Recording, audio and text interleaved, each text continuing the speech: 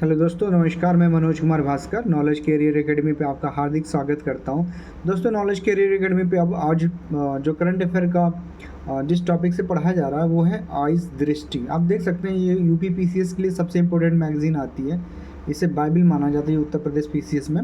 सबसे अधिक क्वेश्चन इसी मैगजीन से पूछे जाते हैं। और तो हम लोग शुरू करेंगे आज जो दृष्टि है इसका, और ये इसको सामान्य भाषा में आंखों वाली दृष्टि भी कहा जाता है। ये 1 मई 2022 से लेके 15 अप्रैल 2023 तक का जो करंट अफेयर का अपडेट है वो है 15 अप्रैल तक का।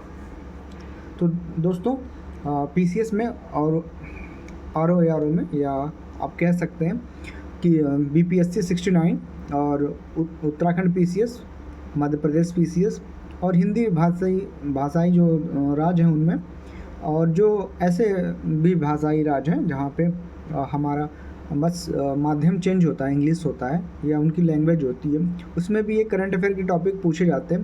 ये बहुत ही अच्छी बुक है करंट अफेयर के लिहाज से। तो देखते हैं दोस्तों क्या है आज दृष्टि में। ये दृष्टि जो है इसमें कौन कौन से क्वेश्चन है, और शुरू करते हैं हम। नॉलेज कैरियर एकेडमी पे रिकॉर्डिंग क्लास आपको मिलेगी करंट अफेयर की दृष्टि की। तो दोस्तों शुरू करते हैं।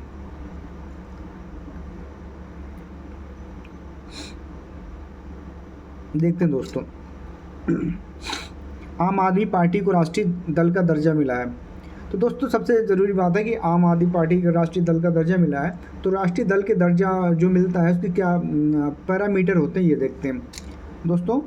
इसमें ये होता है कि लोकसभा या विधानसभा के किसी आम चुनाव में उस राजनीतिक दल को न्यूनतम किन्हीं 4 राज्य में से प्रत्येक राज्य में कुल वैध मतों में के न्यूनतम 6% मत प्राप्त हों और उसने लोकसभा की न्यूनतम 4 सीटें जीती हों। दूसरा क्राइटेरिया, लोकसभा के पिछले आम चुनाव में उस दल ने कुल सीटों की न्यूनतम 2% सीटों पर विजय प्राप्त की हो और उस सदन में न्यूनतम तीन राज्यों से दल के प्रत्याशी निर्वाचित हुए हों। अगला देखते हैं दोस्तों, उस राजनीतिक दल को 4 या अधिक राज्यों में राज्य स्तरीय दल के रूप में मान्यता प्राप्त हो। इन उपयुक्त तीनों शर्तें दी गई हैं, उनमें से किसी एक शर्त को फॉलो करना जरूरी है, तब कोई भी पार्टी और राष्ट्रीय पार्टी होती है। जैसे एनपीपी इससे पहले जब राष्ट्रीय पार्टी बनी थी, नेशनल पीपल्स पार्टी जो मेघालय की संगमा जी की पार्टी है, उसमें उन्होंने 4 राज्यों में लास्ट वाला क्राइटेरिया फॉलो किया था और 4 राज्यों में राज्य स्तरीय पार्टी के दर्जा प्राप्त किया था उन्होंने। अब अगला देखते हैं, स्मरणीय तथ्य जो है 10 अप्रैल 2023 को भारत निर्वाचन आयोग ने दिल्ली के मुख्यमंत्री अरविंद केजरीवाल के नेतृत्व वाली आम आदमी पार्टी को राष्ट्रीय दल का दर्जा प्रदान कर दिया। आप देख रहे हैं दोस्तों, ये है आम आदमी पार्टी को राष्ट्रीय पार्टी का दर्जा प्राप्त किया। आगे देखते हैं, जबकि अखिल भारतीय तृणमूल कांग्रेस, भारतीय कम्युनिस्ट पार्टी, राष्ट्रवादी कांग्रेस पार्टी से राष्ट्रीय दल का दर्जा वापस ले लिया। अब ये देखा जाए कि अब पहले 8 पार्टियां थी, ये 9वीं होने वाली थी, लेकिन इसमें से राष्ट्रीय पार्टी का दर्जा जो लिया गया है अखिल भारतीय तृणमूल कांग्रेस, भारतीय कम्युनिस्ट पार्टी, राष्ट्रवादी कांग्रेस पार्टी।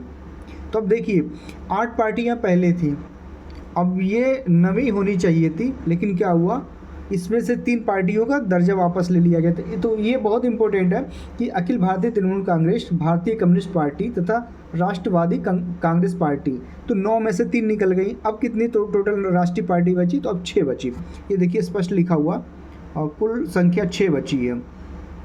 तो अगर हम ऐसे जोड़ दें तो 9 होती, लेकिन अब 3 लोग बैकडोर से बाहर हो गए, तो अब बची सीधे 6 बची। आगे देखते हैं, हाल ही में गुजरात विधानसभा चुनाव 2022 में आम आदमी पार्टी के प्रदर्शन की समीक्षा से ये स्पष्ट होता है कि इस पार्टी के प्रत्याशियों ने उक्त चुनाव में कुल वैध मतों के 12.92% मत प्राप्त किए।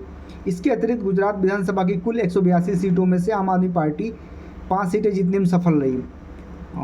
5 सीटें जीतने में सफल रही। अब इधर आते हैं दूसरे साइड में, ये देखते हैं यहाँ पे ऊपर, इस प्रकार आम आदमी पार्टी ने गुजरात में राज्य स्तरीय दल के रूप में मान्यता प्राप्त करने हेतु निर्धारित मापदंडों को पूरा कर लिया है।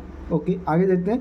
उल्लेखनीय कि आम आदमी पार्टी ने पंजाब, गोवा और राष्ट्रीय राजधानी क्षेत्र नई दिल्ली से पहले ही सही राज्य स्तरीय दल से के रूप में मान्यता प्राप्त है। चूँकि दिल्ली में इनकी सरकार है और पंजाब में भी इनकी सरकार है, यहाँ बहुमत बहुत ज़्यादा वोटों से इन्होंने जीता था। अब गोवा में भी इन्होंने राज्य स्तरीय पार्टी का दर्जा प्राप्त कर लिया। तो इसका तीसरा क्राइटेरिया ये कहता है राष्ट्रीय पार्टी प्राप्त करने के लिए कि प्रत्याशी निर्वाचित हों, उस राजनीतिक दल को 4 या अधिक राज्य में राज्य स्तरीय दल के रूप में मान्यता प्राप्त हो। तो अब देखिए अपने आम आदमी पार्टी जो है दिल्ली 1, पंजाब 2, गोवा 3, अब गुजरात में इन्होंने राज्य स्तरीय दल का दर्जा प्राप्त कर लिया। तो तीसरा क्राइटेरिया को इन्होंने फॉलो किया, तो अब ये आम आदमी पार्टी राष्ट्रीय पार्टी बन गई है। अब देखते हैं दोस्तों आगे। उल्लेखनीय है कि आम आदमी पार्टी को पंजाब, गोवा ये तो हो चुका। अगला देखते हैं। इस प्रकार आम आदमी पार्टी को कुल 4 राज्यों में राज्य स्तरीय दल का दर्जा प्राप्त हो चुका। अगला, ज्ञातव्य हो कि चुनाव चिन्ह आरक्षण आवंटन आदेश 1968 के तहत राज्य के अंतर्गत राष्ट्रीय राजधानी क्षेत्र नई दिल्ली शामिल है। अगला देखते हैं। उल्लेखनीय है कि आम आदमी पार्टी का चुनाव चिन्ह झाड़ू है, सबको पता ही है। राष्ट्रीय दलों की वर्तमान संख्या अब 6 हो गई है ना। तो अब देखते हैं कौन सी पार्टी है। भारतीय राष्ट्रीय कांग्रेस, भारतीय जनता दल पार्टी, आप देख सकते हैं यहाँ पे, बहुजन समाज पार्टी, भारतीय कम्युनिस्ट पार्टी, मार्क्सवादी, नेशनल पीपल्स पार्टी जो हमने बताया था एनपीपी, नेशनल पीपल्स पार्टी, ये मेघालय की कोणमा संगमाजी की पार्टी है। अगला देखते हैं आम आदमी पार्टी, जिसे अभी मान्यता प्राप्त किया निर्वाचन आयोग ने। तो ये था दोस्तों कि एक पार्टी कैसे राष्ट्रीय पार्टी बनती, क्योंकि बहुत सारे पार्टी ऐसे बोलते हैं कि मतलब राष्ट्रीय अध्यक्ष, जब राष्ट्रीय पार्टी नहीं तो उसके राष्ट्रीय अध्यक्ष कैसे हो सकते हैं। तो इस पार्टियों में जब जो राष्ट्रीय होगी उसी के पर राष्ट्रीय अध्यक्ष होंगे। तो आगे देखते हैं दोस्तों। वाइब्रेंट विलेज प्रोग्राम, इसको देखते हैं। केंद्रीय वित्त मंत्री द्वारा अपने बजट भाषण 22-23 के दौरान वाइब्रेंट विलेज प्रोग्राम BVP की घोषणा की थी। इस कार्यक्रम के तहत बिंदु चिटपुट जनसंख्या, सीमित कनेक्टिविटी और अवसंरचना वाले उत्तरी सीमा के सीमावर्ती गांवों को आच्छादित करने की परिकल्पना की गई है, जो अक्सर विकास के लाभों से वंचित रह जाते हैं। अब देखते हैं, ये बहुत लेटेस्ट है। 10 अप्रैल 2023 को गृह मंत्री अमित शाह ने वाइब्रेंट विलेज कार्यक्रम को लॉन्च किया है। अगर मेरे चैनल पे आप देखें तो इसका शॉर्ट वीडियो पड़ा हुआ है। इस कार्यक्रम को अरुणाचल प्रदेश के अंजाव जिले के एक सीमावर्ती गांव किबुतु, ये देखिए लिखा हो किबुतु में लॉन्च किया गया। ये पहला गांव है BVP का, वाइब्रेंट विलेज प्रोग्राम का। तो दोस्तों अब आगे देखते हैं ये BVP क्या है, इसके बारे में थोड़ा सा डिटेल देखते हैं। उल्लेखनीय है कि 15 फरवरी 2023 को प्रधानमंत्री नरेंद्र मोदी की अध्यक्षता में केंद्रीय मंत्रिमंडल ने वाइब्रेंट विलेज प्रोग्राम को मंजूरी प्रदान की थी। ये केंद्र प्रायोजित योजना है। ये भी ध्यान रखें, अगर वो क्वेश्चन पूछता है कि BVP जो है ये क्या है, तो ये केंद्र प्रायोजित परियोजना है, इसमें राज्य का नहीं है, केवल केंद्र प्रायोजित परियोजना। ये भी ध्यान देने वाली बात है। ये केंद्र प्रायोजित परियोजना है जिसकी मंजूरी 22-23 में 2025-26 के लिए प्रदान की गई है। इस अवधि के लिए इसकी वित्तीय आवंटन 4800 करोड़ रुपए। ये देखिए 4800 करोड़ रुपए। थोड़ी विजिबिलिटी कम है इसमें, इसका PDF में थोड़ी प्रॉब्लम हो गई है, कुछ पेजों में है, बाकी में बिल्कुल क्लीन मिलेगा आपको, थोड़ा ध्यान से देखें इसको। अगला देखें, इस योजना के तहत 4 राज्यों तथा जैसा हिमाचल प्रदेश, अरुणाचल प्रदेश, सिक्किम, उत्तराखंड, जैसा हम जान सकते हैं कि जो नेपाल और चीन से लगने वाली सीमाओं वाले राज्य हैं उनके बारे में ही 19 जिलों के 46 ब्लॉकों में 2967 गाँवों को समग्र विकास के लिए शामिल किया गया। अब ये देखिए 1967 एक डाटा आप पढ़ते होंगे, टाइगर रिपोर्ट 2018, उसमें टाइगरों की जो जनसंख्या थी 2967 ही थी, और अभी जो 5वीं रिपोर्ट आई है उसमें 3167 हो गया। तो आप 1967 से मिला के यहाँ पे पढ़ सकते हैं कितने ब्लॉक हैं, 1967 गांव हैं 1967। पहले चरण में देखते हैं, पहले चरण में प्राथमिकता के आधार पर 662 गाँवों की पहचान की गई है, जिसमें 455 गाँव अरुणाचल प्रदेश में स्थित हैं। यह कार्यक्रम चिन्हित सीमावर्ती गाँवों के लोगों के जीवन स्तर में सुधार करने में मदद करेगा। मदद करेगा। साथ ही उन्हें अपने मूल स्थान पर रहने की प्रोत्साहित करेगा। इससे इन गाँवों से लोगों के पलायन को रोकने की मदद मिलेगी और सीमा सुरक्षा बल में सहायता मिलेगा। वाइब्रेंट विलेज एक्शन प्लान ग्राम पंचायत सहायता से जिला प्रशासन द्वारा निर्मित होगा। ये टॉपिक यहीं ख़त्म होता। अब अगला देखते हैं दोस्तों, कहाँ थे हम लोग। अब देखते हैं मेघालय, नागालैंड और त्रिपुरा विधानसभा चुनाव। इसमें क्या है देखते हैं। भारत के संविधान के तहत प्रदत्त अधिकार और शक्तियों का प्रयोग करते हुए हाल ही भारत निर्वाचन आयोग द्वारा मेघालय, नागालैंड और त्रिपुरा में स्वतंत्र, निष्पक्ष, सहभागी और सुरक्षित विधानसभा निर्वाचन संपन्न कराए गए। स्मरणीय हो कि 2 मार्च 2023 को भारत निर्वाचन आयोग द्वारा 3 राज्यों के विधानसभा चुनाव परिणाम जारी किए गए। ये 3 राज्य मेघालय, नागालैंड और त्रिपुरा हैं। मेघालय 10वीं मेघालय विधानसभा कार्यकाल की समाप्ति की तिथि 15 मार्च 2023 थी, जिसके कारण राज्य में 27 फरवरी को एक चरण में चुनाव संपन्न हुआ। राज्य में विधानसभा निर्वाचन क्षेत्र की कुल संख्या 60 है। हालांकि मेघालय में केवल 59 निर्वाचन क्षेत्रों हेतु चुनाव संपन्न हुए, जबकि सोहिओंग निर्वाचन क्षेत्र का चुनाव स्थगित कर दिया गया। अब क्यों स्थगित कर दिया, आगे देखेंगे। उल्लेखनीय कि मेघालय के पूर्व गृह मंत्री और यूडीपी के प्रत्याशी एसडीआर लिंगदो के निधन के कारण ये निर्णय लिया गया। मतलब उनके कैंडिडेट वहाँ के, उनका निधन हो गया, इसलिए स्थगित कर दिया गया। हम देखें कहाँ लिखा, ये देखिए यहाँ लिखा है ऊपर राइट साइड में, ये लिखा हुआ स्थगित क्यों किया गया। अब देखिए आगे। ज्ञात तो कि मेघालय विधानसभा 60 सीटों में से 55 सीटें अनुसूचित जनजातियों के लिए आरक्षित हैं, जबकि अनुसूचित जाति के लिए कोई भी सीट आरक्षित नहीं। ये बहुत इंपॉर्टेंट है क्योंकि पूर्वोत्तर के कुछ ऐसे राज्य हैं जहाँ पे अनुसूचित जाति की कोई भी सीटें नहीं। जैसे अरुणाचल प्रदेश हो गया, मेघालय हो गया, नागालैंड हो गया, इन जगहों पे अधिकतर जगहों पे अनुसूचित जाति की सीटें आरक्षित नहीं, केवल अनुसूचित जनजाति की। अब 60 सीटों में 55 जो है अनुसूचित जनजाति के लिए आरक्षित है। अब अगला देखते हैं दोस्तों।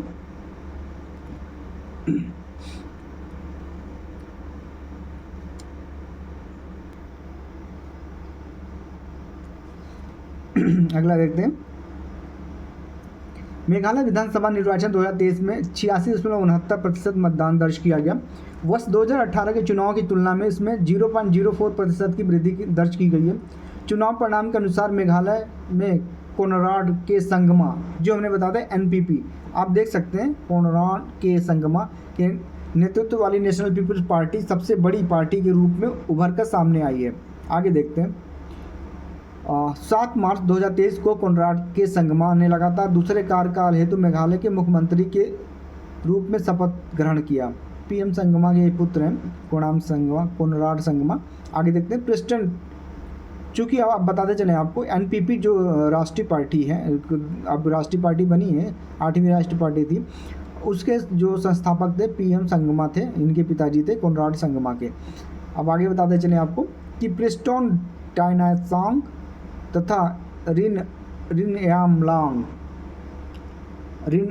सिन अवलंग धर ने, अब इनके नाम इतने टफ हैं, यहाँ पे 2 बताते चलूँ कि ये प्रिस्टोन टाइन सॉन्ग ये उप मुख्यमंत्री हैं, और सिनी अवलंग ये दूसरे उप मुख्यमंत्री। मतलब यहाँ भी 2, जैसे उत्तर प्रदेश में 2 मुख्यमंत्री हैं, पाठक जी, मौर्य जी, वैसे यहाँ पे भी 2 मुख्यमंत्री हैं। अगला देखते हैं। मुख्यमंत्री के रूप में शपथ ग्रहण किया। अब देखते हैं आगे। 9 मार्च 2023 को एनपीपी थॉमस ए संगमा को 11वीं मेघालय विधानसभा का अध्यक्ष चुना गया। देखते हैं अब आगे यहाँ सीटें कैसे कैसे प्राप्त की। नेशनल पीपल्स पार्टी 26 सीटें, ठीक है। यूनाइटेड डेमोक्रेटिक पार्टी 11 सीटें, भारतीय Janata party 5 seat, all India Trinamool Congress 5 seat, voice of the people party 4, भारतीय जनता पार्टी 2 सीटें प्राप्त की। अब आगे देखते हैं नागालैंड की क्या स्थिति है। नागालैंड 13वीं नागालैंड विधानसभा के कार्यकाल की समाप्ति की तिथि 12 मार्च 2023 निर्धारित थी, जिसके कारण राज्य में 27 फरवरी 2023 को एक चरण में चुनाव संपन्न हुआ। राज्य में विधानसभा निर्वाचन के कुल संख्या है, जिसमें 59 सीटें अनुसूचित जनजाति के लिए आरक्षित है। अब देखो, अनुसूचित जनजाति की मेघालय में 55 सीटें थी 60 में से आरक्षित, नागालैंड में 59 सीटें हैं, केवल 1 सीट आरक्षित नहीं है। क्या, अब देखते हैं आगे। हालांकि नागालैंड हालांकि नागालैंड 59 निर्वाचन क्षेत्र हेतु चुनाव संपन्न हुए, जबकि अकलूटो निर्वाचन क्षेत्र से भारतीय जनता पार्टी के प्रत्याशी काजेतो कीनिमी निर्विरोध विजयी घोषित किए गए। अगला, यह 2023 के चुनाव में राज्य में भारतीय जनता पार्टी एवं उसकी प्रगतिशील क्षेत्रीय सहयोगी national democratic progressive party NDPP का प्रभुत्व रहा। भारतीय जनता पार्टी कुल 12 सीटें, जबकि NDPP को सर्वाधिक 25 सीटें प्राप्त हुई। अब आगे देखें, प्राप्त हुई 2023 के चुनाव में नागालैंड के इतिहास में पहली बार कोई महिला विधायक के रूप में निर्वाचित हुई। ये महिला विधायक कौन है, इनको भी देखना पड़ेगा। ये उपलब्धि NDPP की हेकानी जखालू ने प्राप्त की। देखिए इम्पोर्टेंट है, ये हेकानी जखालू जो हैं, ये हेकानी जखालू इन्होंने ये पहली महिला बनी है, निर्वाचित हुई। अगला, ये दीमापुर सेकेंड निर्वाचन क्षेत्र से विजय घोषित की गई हैं। NDPP की एक अन्य महिला प्रत्याशी सलहोतु ओनुओ क्रूस ने पश्चिमी अंगामी निर्वाचित क्षेत्र से विधायिका निर्वाचित हुई।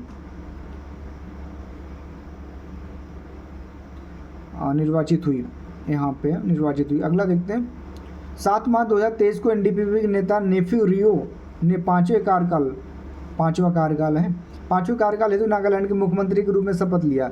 TR जेलियांग तथा यानथुंगो पैटर्न ने उप मुख्यमंत्री के रूप में पद ग्रहण किया। ये भी देखिए इम्पोर्टेंट है। 20 मार्च 2023 को सेरियांग लाककुमेर ने 14वें नागालैंड विधानसभा का अध्यक्ष चुना गया। इनको देखते हैं इनकी क्या स्थिति नागालैंड में। National democratic progressive party NDPP 25 सीटें जीती इन्होंने। भारतीय जनता पार्टी 12 सीटें जीती हैं। National Congress party 7, national people's party 5, Lok Janshakti party 2, Naga people's party 2। अब देखते हैं त्रिपुरा की क्या स्थिति है।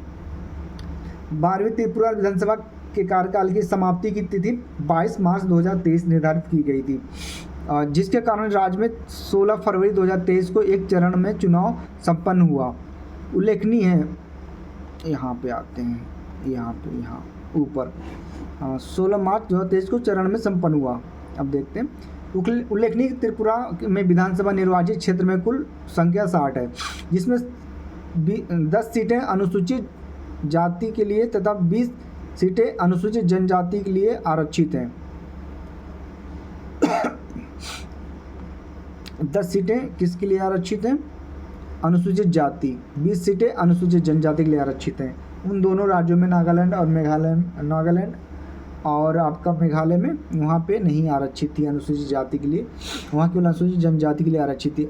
आगे देखते हैं, चुनाव परिणाम के अनुसार त्रिपुरा में भारतीय जनता पार्टी और उसकी क्षेत्रीय सहयोगी रही indigenous peoples front of Tripura कुल 33 सीटें जीतने में सफल रहा। 8 मार्च 2023 को भाजपा नेता माणिक साहा ने दूसरे कार्यकाल हेतु त्रिपुरा के मुख्यमंत्री के रूप में शपथ ग्रहण किया। 24 मार्च 2023 को भाजपा के विधायक विश्वबंधु सेन त्रिपुरा विधानसभा के अध्यक्ष चुने गए। अब देखते हैं किन पार्टियों को कितनी सीटें प्राप्त हुई हैं। Bharatiya Janata party 32 seat, Tripura Motha party 13 seat, communist party of India 11 seat, Bharatiya Rashtriya Congress 3 seat, indigenous peoples front of Tripura 1। अब देखते हैं दोस्तों, इंडिया जस्टिस रिपोर्ट 2022 ये क्या कह रहा। इंडिया जस्टिस रिपोर्ट 2022 अपनी तरह की पहली राष्ट्रीय आवधिक रिपोर्टिंग है, जो प्रत्येक राज्य में न्याय प्रणाली में के 4 स्तंभों पुलिस, जेल प्रणाली, न्यायपालिका और कानूनी सहायता की क्षमता को मापने के लिए सूचना एकत्र करती है। अब इसको देखते हैं आगे। 4 अप्रैल 2023 को इंडिया जस्टिस रिपोर्ट 2022 जारी किया गया। इस रिपोर्ट का तीसरा संस्करण है। इसमें DACS Commonwealth human right initiative, common cause centre for social justice, Vidhi centre for legal policy और TISS प्रयास के द्वारा संयुक्त रूप से तैयार किया गया है। आगे देखते हैं, इस रिपोर्ट का प्रथम संस्करण 2019 में प्रकाशित किया गया था। इस रिपोर्ट के अंतर्गत भारतीय राज्यों को न्याय तक पहुंच की उनकी क्षमता के अनुसार रैंक प्रदान की जाती है। इस रिपोर्ट में राज्यों के दो श्रेणियों में विभक्त किया गया, बड़े एवं मध्यम आकार के राज्य, दूसरे छोटे राज्य। मध्यम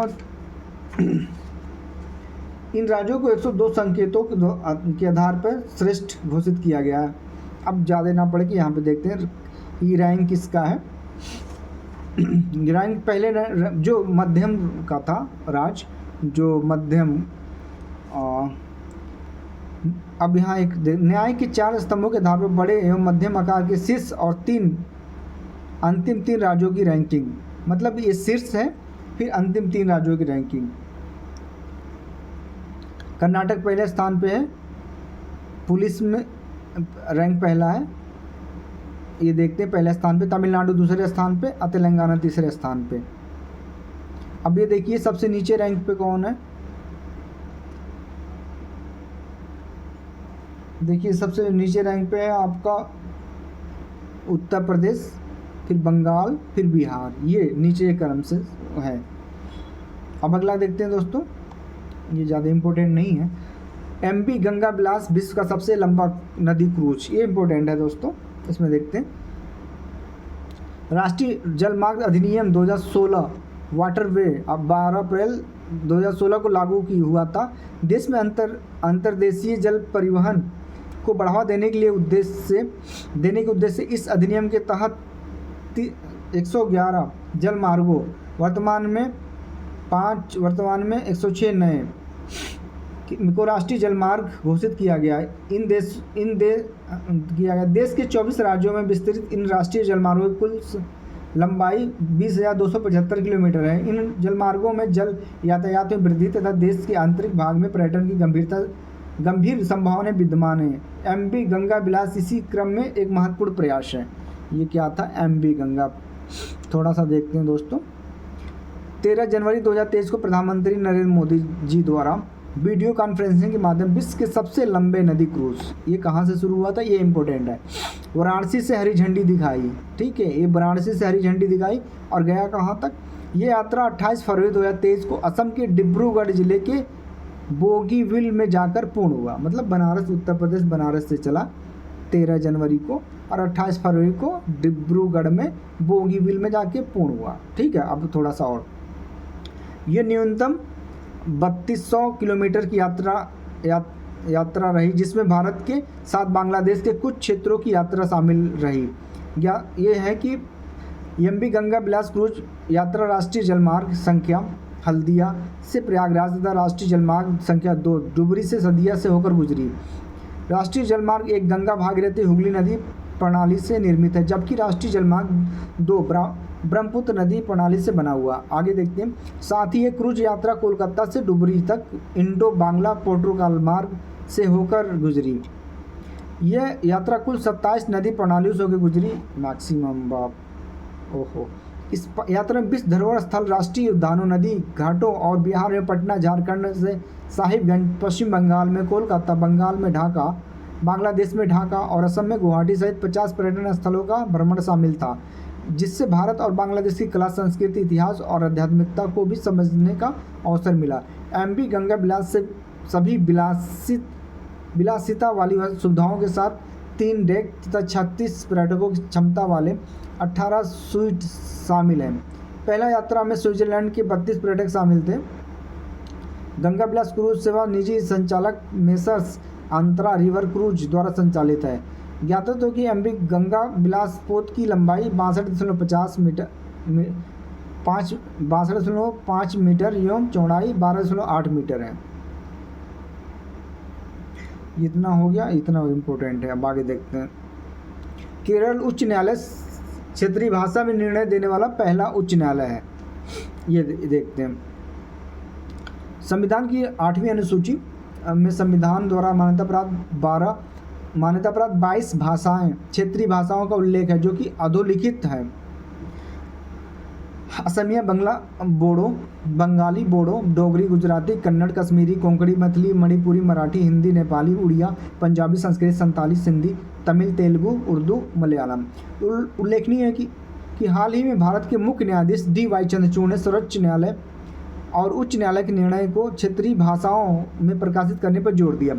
डी वाई चंद्रचूड़ ने उसके लिए आर्टिफिशियल इंटेलिजेंस और प्राकृतिक भाषा प्रसंस्करण द्वारा संचालित प्रौद्योगिकी के उपयोग का सुझाव दिया। उच्चतम न्यायालय के निर्णयों का क्षेत्रीय भाषा अनुवाद करने के लिए न्यायमूर्ति अभय ओका की अध्यक्षता में एक समिति गठित की गई थी। ठीक है, अब अगला देखते हैं, बहुत ज़्यादा डिटेल में नहीं जाएंगे, इतना ही इम्पोर्टेंट है। अगला है निर्वाचन आयुक्त की नियुक्ति पर उच्चतम न्यायालय का निर्णय। अभी हाल ही में निर्वाचन आयुक्त के नियुक्ति पे सर्वोच्च न्यायालय का निर्णय आया है, उसके बारे में देखते हैं दोस्तों क्या है, कैसा निर्णय है। भारत के मुख्य निर्वाचन आयुक्त एवं अन्य निर्वाचन आयुक्तों की नियुक्ति संविधान के अनुच्छेद 324(2) के कार्य क्षेत्र के अधीन आती है। संविधान में मुख्य निर्वाचन आयुक्त एवं निर्वाचन आयुक्तों की नियुक्ति के लिए कोई विशिष्ट विधायी प्रक्रिया वर्णित नहीं है। अब तक मुख्य निर्वाचन आयुक्त एवं निर्वाचन आयुक्तों की नियुक्ति प्रधानमंत्री के नेतृत्व वाली मंत्रिपरिषद की सलाह पर राष्ट्रपति द्वारा की जाती थी। अब थोड़ा सा देख लेते हैं क्या है कि दिक्कत है इनको।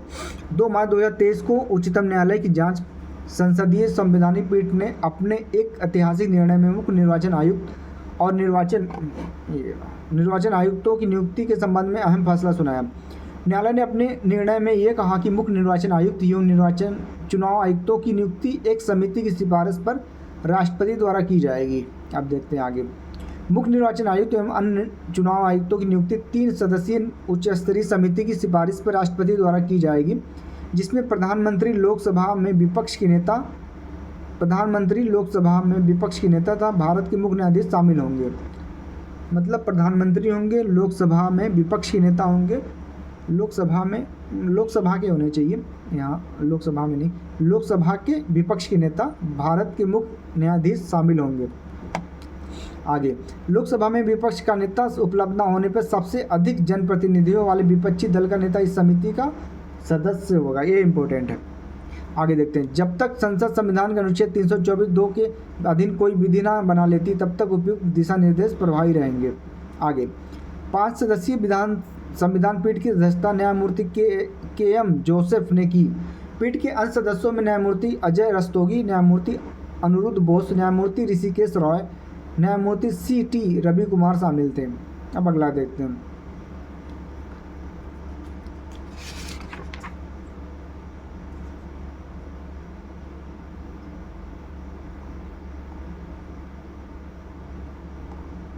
ये है, थोड़ा सा ये पेज नहीं साफ है, ये 2 पेज में प्रॉब्लम है।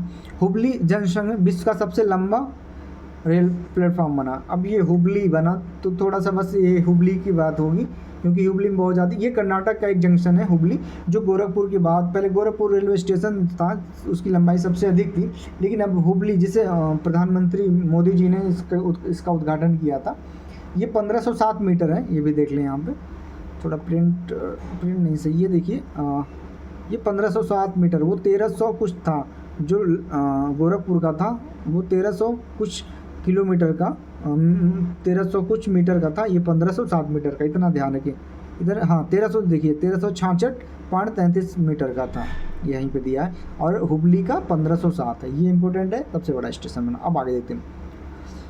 5G तकनीकी लागू करने वाला पहला आकांक्षी जिला कौन बना? देखते हैं। 58वां आकांक्षी कार्यक्रम शुरू किया गया था। आकांक्षी जिलों में उत्तर प्रदेश के 8 जिले बहराइच, बलरामपुर, चंदौली, चित्रकूट, फतेहपुर, श्रावस्ती, सिद्धार्थनगर तथा सोनभद्र शामिल हैं। अभी आकांक्षी जिला कौन सा बना? स्टार्टअप द्वारा प्रस्तावित 5G उपयोग मामलों में जमीनी स्तर तैनात करने वाला भारत का पहला आकांक्षी जिला बन गया है। कौन सा बना है? विदिशा। अब विदिशा कहाँ है? विदिशा मध्य प्रदेश में है दोस्तों, विदिशा ये बना है, इसको ध्यान दें, केवल ये विदिशा बना है। आगे देखते हैं।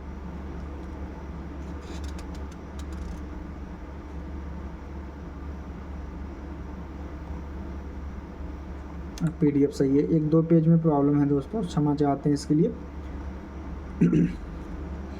लेकिन हम मूल चीज़ें बता दे रहे हैं उसमें। अब देखते हैं। कोल्लम भारत का पहला संविधान साक्षर जिला। कोल्लम कहाँ का जिला है? ये है आपका केरल का। अब यहाँ से देखते हैं। ये 14 जनवरी 2023 को केरल के कोल्लम को भारत का पहला संविधान साक्षर जिला घोषित कर दिया गया। बस इतना ही। कोल्लम की यह उपलब्धि संविधान साक्षर अभियान द सिटीज़ 2022 का परिणाम है। देखिए बस इतना ही, कोल्लम कहाँ है और ये बना है, ठीक है। अब आगे देखते हैं राष्ट्रीय ग्रीन हाइड्रोजन मिशन, ये देखते हैं। प्रधानमंत्री नरेंद्र मोदी जी ने वर्ष 2047 तक भारत को एक ऊर्जा स्वतंत्र राष्ट्र के रूप में रूपांतरित करने का लक्ष्य निर्धारित किया है, ठीक है। और 2070 तक शुद्ध शून्य उत्सर्जन हासिल करने का भी लक्ष्य निर्धारित किया है। तो इसके तहत क्या क्या है देखते हैं स्मरणीय बिंदु में। 4 जनवरी 2023 को प्रधानमंत्री नरेंद्र मोदी जी की अध्यक्षता में केंद्रीय मंत्रिमंडल ने राष्ट्रीय ग्रीन हाइड्रोजन मिशन को मंजूरी प्रदान की। मिशन के लिए प्रारंभिक परिव्यय 19,744 करोड़ रुपए। मिशन से वर्ष 2030 तक निम्न संभावित परिणाम अपेक्षित है। देश में लगभग 125 गीगावाट की संबद्ध अक्षय ऊर्जा क्षमता वृद्धि के साथ प्रतिवर्ष कम से कम 5 मिलियन मीट्रिक टन की हरित हाइड्रोजन उत्पादन क्षमता का विकास। अब देखते हैं क्या है आगे। 8 लाख करोड़ रुपए से अधिक का कुल निवेश, 6 लाख से अधिक रोजगार का सृजन, कुल मिलाकर 1 लाख करोड़ रुपए से अधिक जीवाश्म ईंधन के आयात में कमी। ये बहुत इंपॉर्टेंट है, देखते हैं ये पॉइंट मैं पढ़ा रहा हूँ, ये यहाँ पे। अगला देखते हैं वार्षिक ग्रीन हाउस उत्सर्जन में लगभग 50 मिलियन मीट्रिक टन की कमी है, ठीक। आगे राष्ट्रीय हरित हाइड्रोजन मिशन के उद्देश्य, भारत को विश्व के ग्रीन हाइड्रोजन का अग्रणी उत्पादक एवं आपूर्तिकर्ता बनाना। ये देखिए ग्रीन हाइड्रोजन तथा इसके व्युत्पन्न के लिए निर्यात अवसरों का सृजन करना, आयातित जीवाश्म ईंधन पर निर्भरता में कमी, स्वदेशी विनिर्माण क्षमताओं का विकास, उद्योग के लिए निवेश, व्यापार के अवसरों को आकर्षित करना, रोजगार एवं आर्थिक विकास के अवसर प्रदान करना, अनुसंधान एवं विकास परियोजनाओं का समर्थन करना। अब अगला देखते हैं, ये देखिए वायनाड सभी जनजातीय लोगों को बुनियादी दस्तावेज प्रदान करने वाला पहला जिला। वायनाड कहाँ है? देखिए केरल कितना आगे है।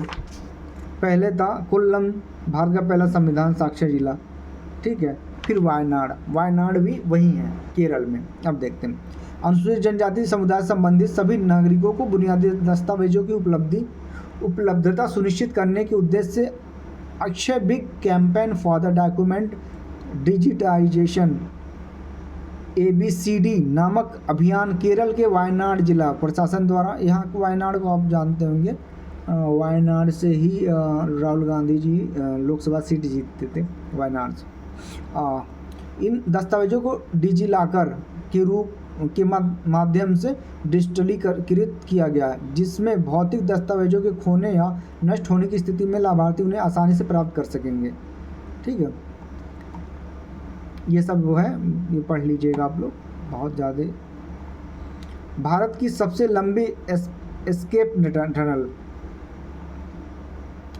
जम्मू कश्मीर के एक वैकल्पिक विश्वसनीय परिवहन प्रणाली उपलब्ध कराने के उद्देश्य से भारत सरकार ने उधमपुर से बारामूला तक 272 किमी लंबी रेलवे लाइन के निर्णय की योजना।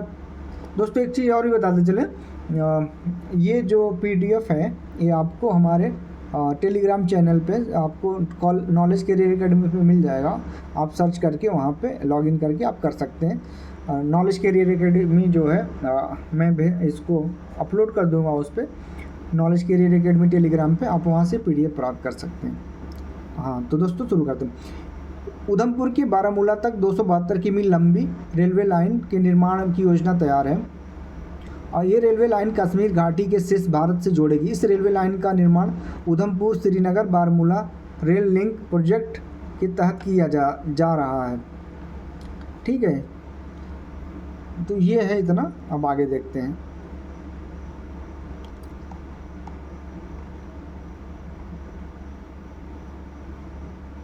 अब ये देखते हैं, तमिलनाडु स्वयं का जलवायु परिवर्तन मिशन शुरू करने वाला पहला राज्य।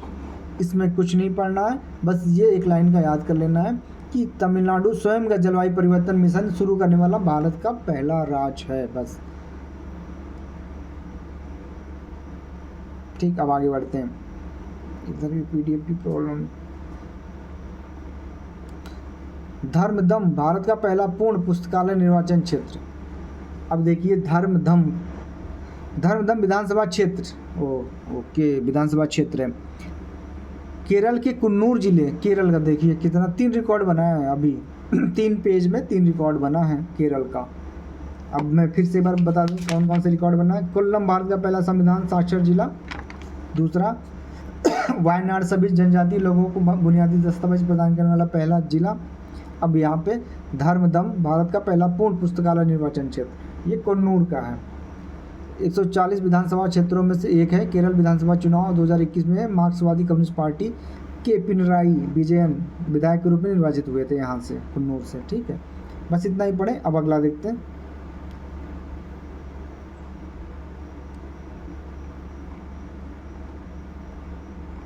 ये देखिए, भारत का सबसे बड़ा तरल अपशिष्ट उपचार संयंत्र, ये कहाँ खोला गया ये भी देखें।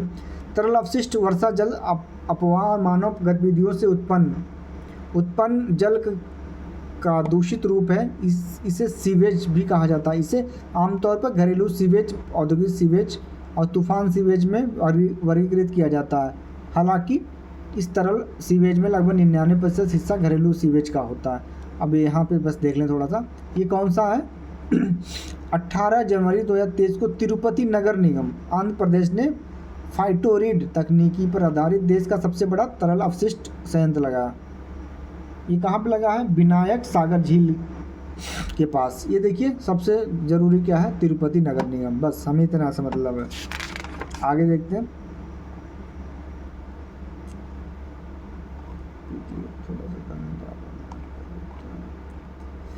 हाउसिंग सोसाइटी के लिए भारत का पहला सौर संयंत्र। ये देखो, अब 11 जनवरी 2023 को मुंबई स्थित एक आवासीय सोसाइटी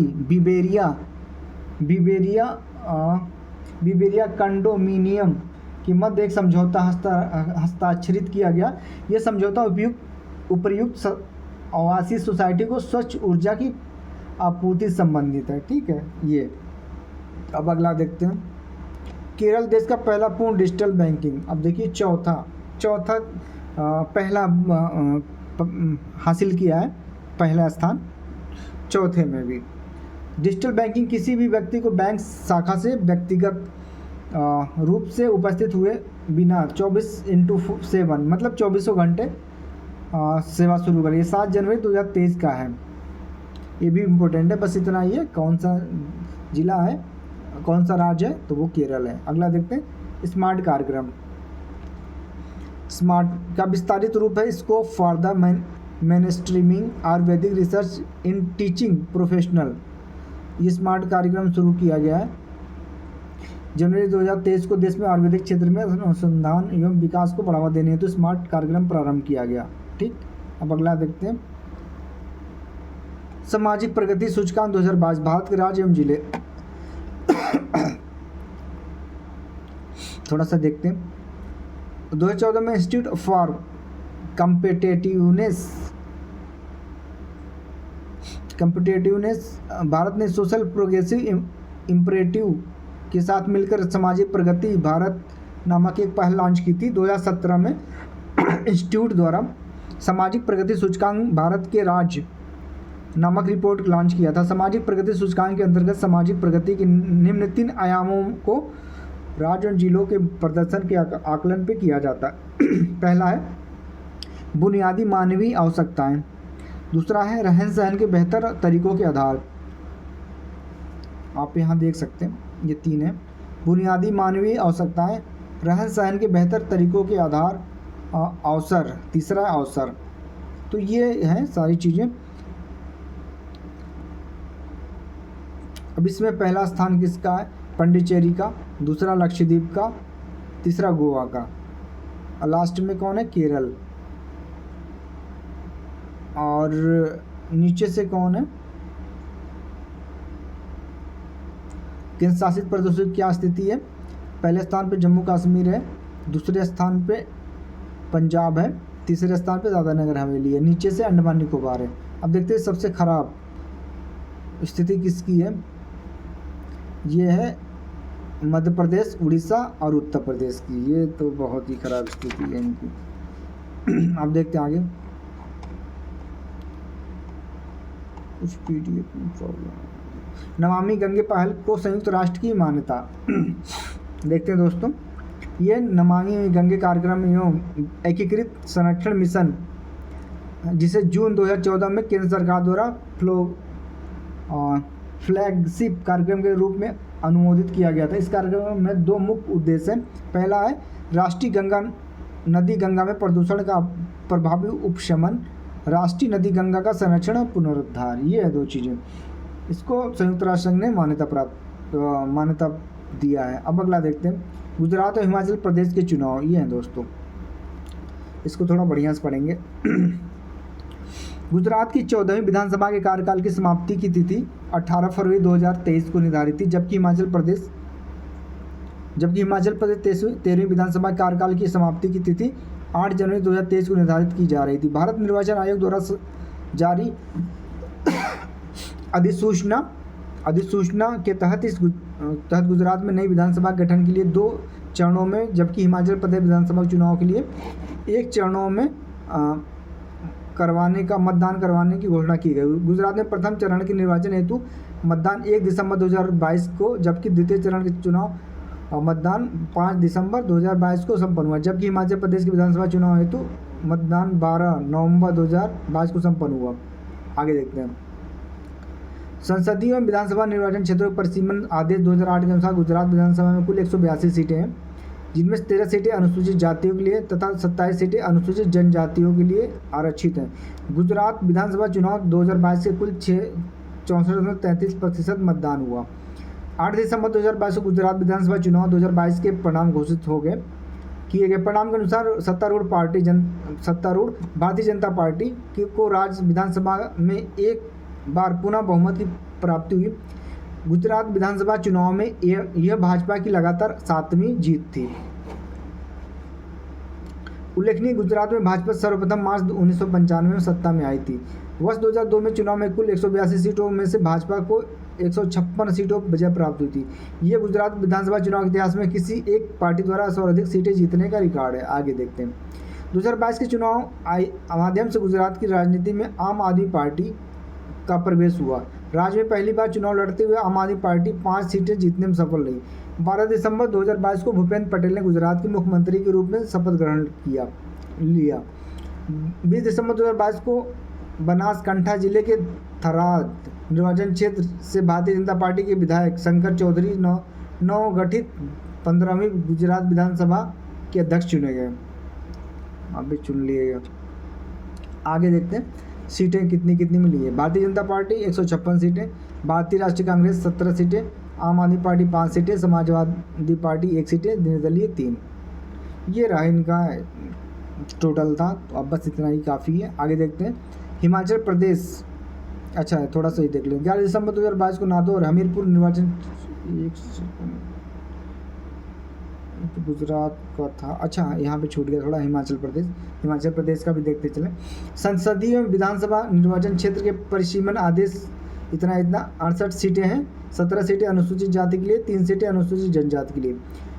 22 के चुनाव में 75.6% मतदान हुआ। हिमाचल प्रदेश की विधानसभा निर्वाचन इतिहास में दर्ज ये अब तक का सर्वाधिक मतदान प्रतिशत था। बिल्कुल सही। विश्व के सबसे ऊंचे मतदान स्टेशन तसीगंग, ये लाहौल स्पीति जिले में है। ये देखना बहुत जरूरी है। 100% मतदान दर्ज किया गया, सबसे ऊंचा है। ये देखिए, उल्लेखनीय है कि तसीगंग मतदान स्टेशन 15,256 फीट ऊंचाई पर स्थित है। 8 दिसंबर को हिमाचल प्रदेश विधानसभा चुनाव 2022 को परिणाम घोषित किया गया। परिणाम के तहत राज्य में सत्तारूढ़ भारतीय जनता पार्टी को पराजय का सामना करना पड़ा। ये देखिए, चुनाव में भारतीय राष्ट्रीय कांग्रेस को बहुमत प्राप्त हो गया, इसकी सत्ता में वापसी हो गई।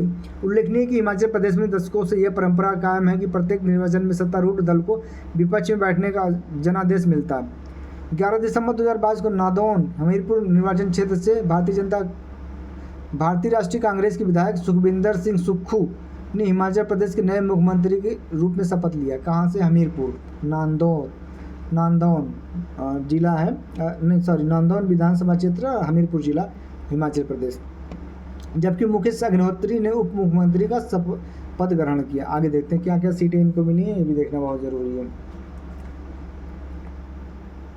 भारतीय राष्ट्रीय कांग्रेस 40 सीटें 68 में से, भारतीय जनता पार्टी 25 सीटें, निर्दलीय इतना 3 सीटें। हिमालयी आग को खाद्य पशु का दर्जा, ये बस इतना पढ़ लें, हिमालयी आग को खाद्य पशु का दर्जा मिला है, बस इतना काफ़ी है। आगे देखते हैं। प्रयागराज, आगरा और गाजियाबाद में पुलिस कमिश्नर आयुक्त प्रणाली लागू हो गया 3 जगह का। नीचे देखें, 25 नवंबर 2022 को उत्तर प्रदेश के मंत्रिमंडल द्वारा राज्य के 3 नए जिलों में पुलिस आयुक्त प्रणाली लागू किया गया। अब देख लीजिए, बस ये 7 जिले हो गए हैं। कौन कौन से हो गए? लखनऊ 2020 में, गौतम बुद्ध नगर 2020 में, कानपुर 2021 में, वाराणसी 2021 में, गाजियाबाद 2022 में, आगरा 2022 में, प्रयागराज 2022 में। मतलब 4 सिटी पहले से थे, अभी 3 को और लागू कर दिया। तो टोटल उत्तर प्रदेश में कितने पुलिस आयुक्त प्रणाली लागू हो गया? 7। अब ये चारों महानगर हैं और ये मंडल भी हैं, ये भी देखने वाली बात है, इम्पोर्टेंट चीज़ है। 18 में से 7 मंडलों में लागू कर दिया गया, मतलब जो बड़े ज़िले हैं। स्टैच्यू ऑफ प्रॉस्पेरिटी देखते हैं यहाँ पे।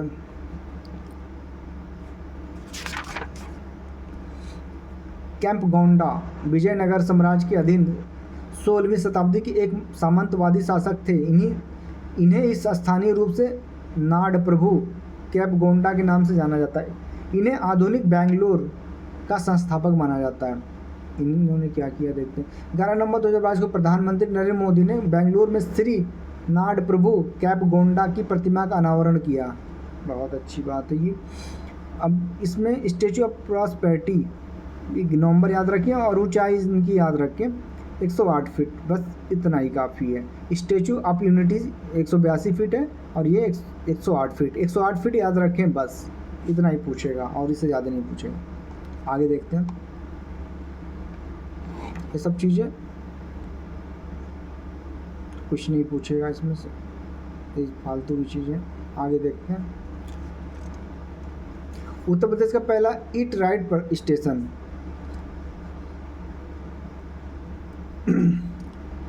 FSSAI जो सभी भारतीयों को सुरक्षित स्वास्थ्य और दीर्घकालीन आहार की उपलब्धता सुनिश्चित करने के लिए ईट राइट इंडिया नामक आंदोलन संचालित कर रहा है। ईट राइट इंडिया की टैगलाइन है सही भोजन बेहतर जीवन। ये कौन सा स्टेशन हुआ ये देख लेते हैं बस।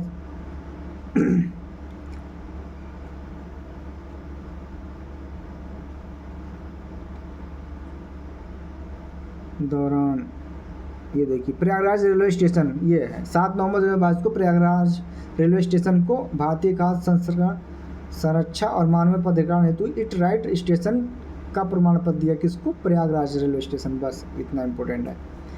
अब देखते हैं इधर।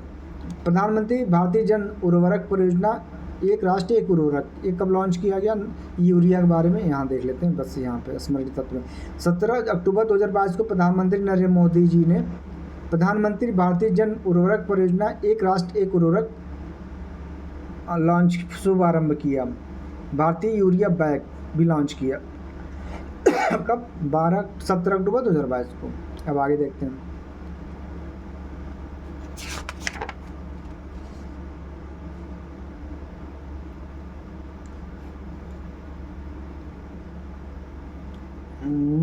ये इम्पोर्टेंट नहीं, आगे देखते हैं। ये हिमाचल प्रदेश 2 जल विद्युत परियोजनाओं का आधारशिला। पनबिजली परियोजनाओं को उनके आकार के आधार पर आमतौर पर 2 खंडों में वर्गीकृत किया जाता है, छोटी और बड़ी जल विद्युत परियोजना। 25 मेगावाट या इससे कम क्षमता की पनबिजली योजनाओं को छोटी जल विद्युत परियोजनाओं के रूप में वर्गीकृत किया जाता है। ठीक है। सूक्ष्म 100 किलोवाट, ये देख सकते हैं 100 किलोवाट, लघु 101 किलोवाट से 2 मेगावाट, छोटी स्मॉल 2 मेगावाट से 25 मेगावाट तक ये परियोजना। ये देखिए 2 परियोजना जो लॉन्च की गई हैं। 48 मेगावाट की चांचू पनबिजली योजना और दूसरी 30 मेगावाट की देवथल चांचू परियोजना, ये किया गया है। अब आगे देखते हैं। बल्क ड्रग पार्क की आधारशिला। भारत औसत उद्योग के आकार के आधार पर विश्व में तीसरा सबसे बड़ा, जबकि मूल्य के आधार पर 14वां सबसे बड़ा उद्योग है विश्व भर में। अब यहाँ स्मरणीय में देख लेते हैं बस।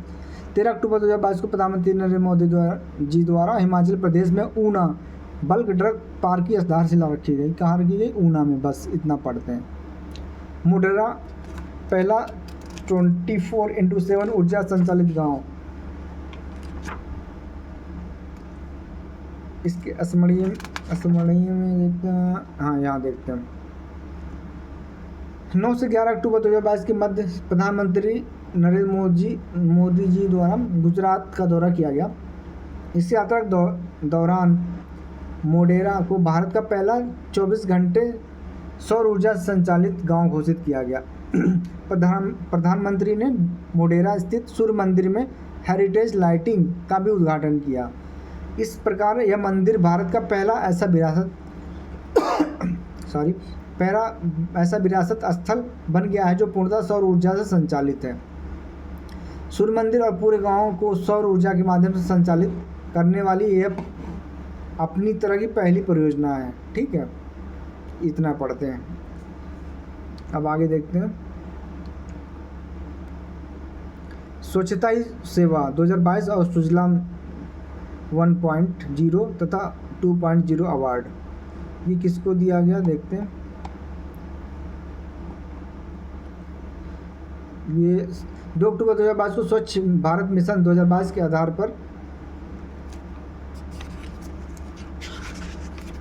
पर स्वच्छता ही सेवा 2022 सुजलाम 1.0 2.0 के तहत सर्वश्रेष्ठ प्रदर्शन करने वाली राज्य केंद्र शासित प्रदेशों को पुरस्कृत किया गया। इसके अतिरिक्त ठोस और तरल अपशिष्ट प्रबंधन के लिए नवाचार औद्योगिक हेतु स्टार्टअप ग्रैंड चैलेंज के विजेताओं को घोषणा की गई। अब देखिए पहले रैंक पे कौन है? केंद्र शासित प्रदेश। और राज्य में कौन है? कर्नाटक पहला, दूसरा बिहार, तीसरा लक्षद्वीप। सुजलाम शीर्ष राज्य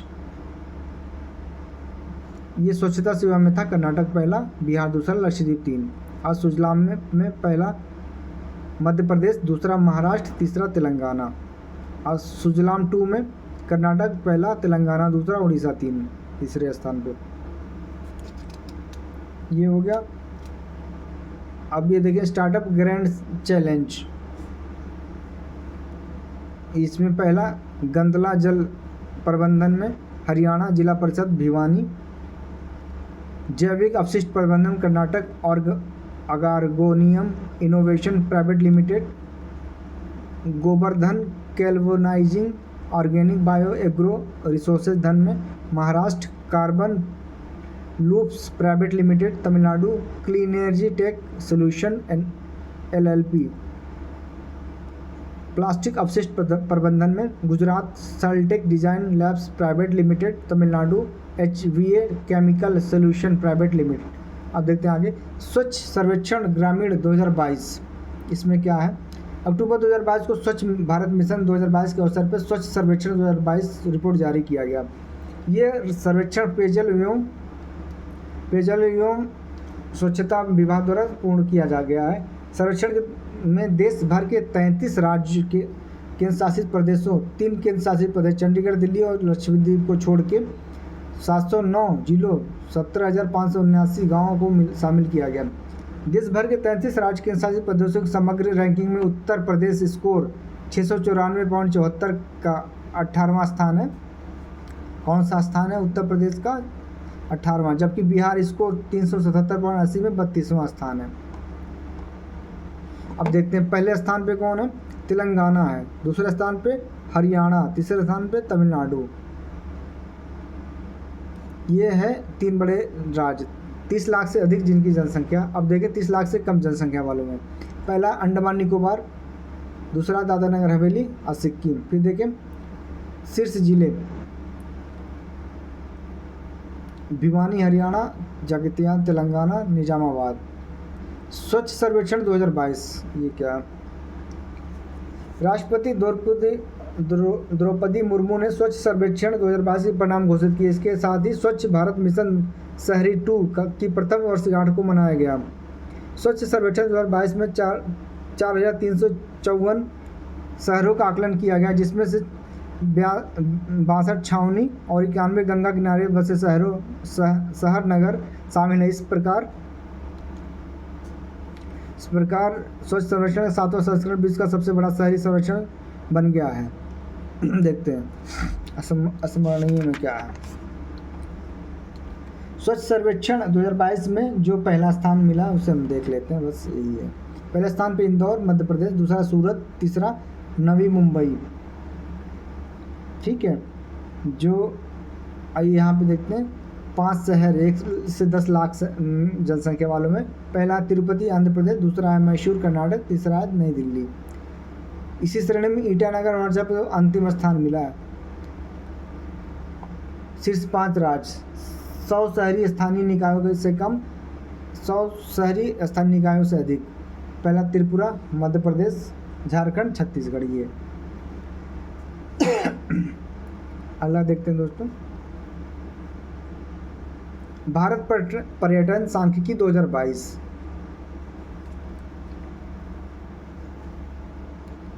ये 27 सितंबर 2022 को विश्व पर्यटन दिवस के अवसर पर भारत के उपराष्ट्रपति जगदीश धनखड़ ने भारत पर्यटन सांख्यिकी 2022 नामक रिपोर्ट जारी किया। इसके आंकड़े पर्यटन मंत्रालय के अधीन किए गए। ये 63वां संस्करण था। ये देखिए 2021 के भारत में 7 मिलियन अंतर्राष्ट्रीय पर्यटक आए, जिसमें से 1.52 मिलियन विदेशी पर्यटक और 5.48 मिलियन अप्रवासी भारतीय शामिल हैं। 2020 की तुलना में वर्ष 2021 में भारत में अंतर्राष्ट्रीय पर्यटक आगमन पे 10.6% की वृद्धि दर्ज की गई है। बहुत सही। 2021 में भारत में विदेशी पर्यटक आगमन शीर्ष 5 देश कौन से हैं? सबसे पहले है यूएसए, फिर बांग्लादेश, फिर यूके, फिर कनाडा, फिर नेपाल। 2021 के दौरान भारतीय नागरिकों के लिए 5 शीर्ष गंतव्य जहां भारतीय नागरिक गए: संयुक्त अरब अमीरात, यूएसए, कतर, ओमान और यूके। अब आगे देखते हैं। पीएम श्री स्कूल योजना 7 सितंबर 2022 को प्रधानमंत्री नरेंद्र मोदी की अध्यक्षता में केंद्रीय मंत्रिमंडल ने एक नई केंद्र प्रायोजित योजना पीएम श्री स्कूल्स को मंजूरी दी गई। इसमें क्या है ये देखते हैं।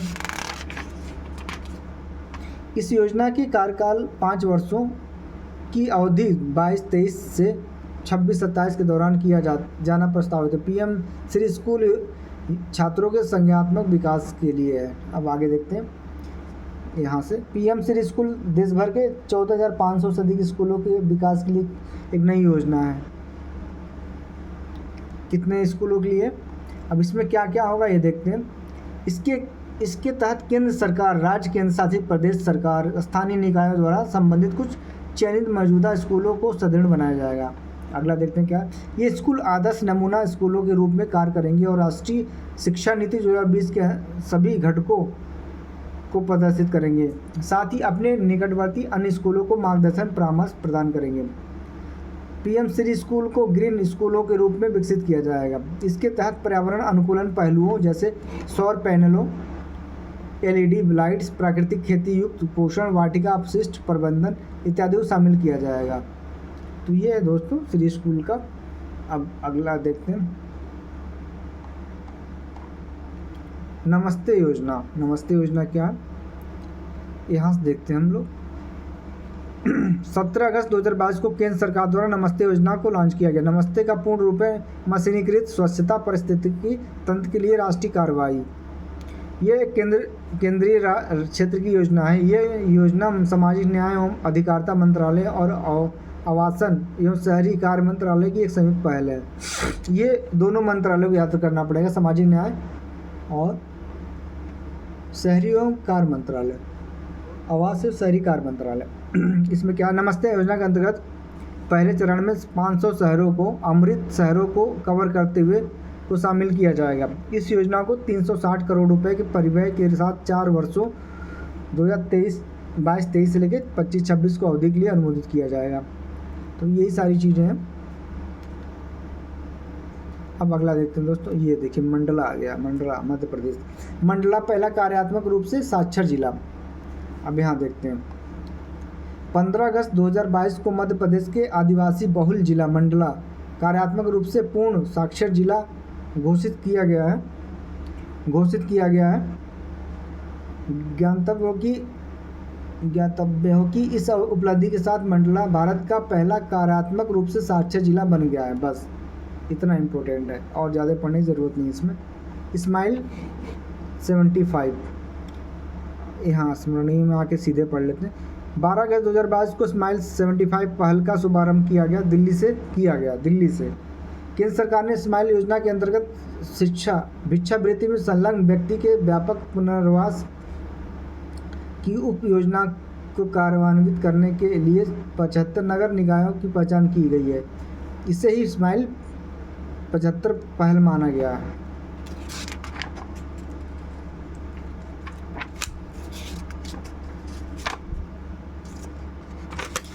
दोस्तों तो नॉलेज कैरियर एकेडमी पे आपको ऐसे ही पढ़ाया जाएगा रिकॉर्डिंग क्लास। कुछ पीडीएफ थोड़ा सा धुंधला है, इसके लिए क्षमा चाहते हैं। आगे जो भी पीडीएफ पीडीएफ से पढ़ाएंगे उसको बहुत अच्छी तरह स्कैन करके और टॉपिक बाय टॉपिक पढ़ाएंगे, उतना ही पढ़ाएंगे जितना इंपॉर्टेंट है। बाकी आपको पीडीएफ जो है Telegram channel knowledge career academy पे आपको मिल जाएगा, वहाँ से आप पढ़ते रहें। तो आप इसी के साथ में अनुमति लेते हैं। सवेरे आपको एक क्लास रिकॉर्डिंग क्लास फिर मिलेगी, दिन में 1 या 2 क्लासें मिलेंगी, ताकि 2 से 3 दिन हमें हमारे पूरा जो दृष्टि मैगज़ीन ई बुक है जो इसका वो ख़त्म हो जाए।